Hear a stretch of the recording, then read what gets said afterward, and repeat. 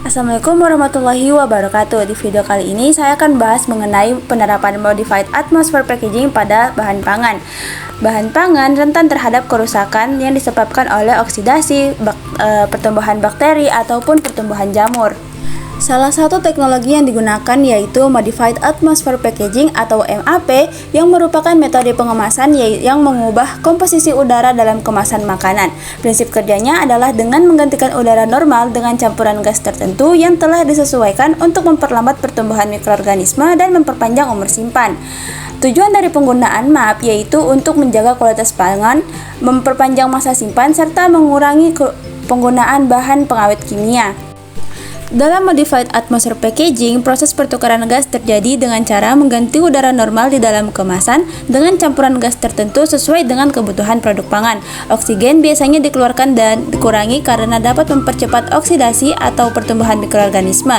Sebagai gantinya, gas karbon dioksida akan dimasukkan ke dalam kemasan untuk menghambat pertumbuhan mikroorganisme. Selain itu, penambahan gas nitrogen dalam kemasan Modified Atmosphere Packaging berperan penting sebagai gas pengisi yang bersifat inert. Nitrogen tidak bereaksi dengan komponen pangan sehingga aman digunakan untuk menjaga stabilitas produk.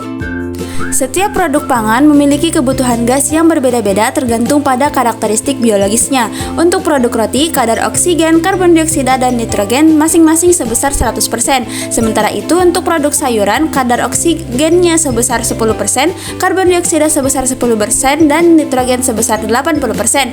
Adapun untuk produk daging dan ikan, kadar oksigen sebesar 0%, karbon dioksida sebesar 30%, dan nitrogen sebesar 70%. Setiap gas yang digunakan dalam Modified Atmosphere Packaging memiliki fungsi yang berbeda-beda dan saling melengkapi dalam mempertahankan kualitas produk pangan.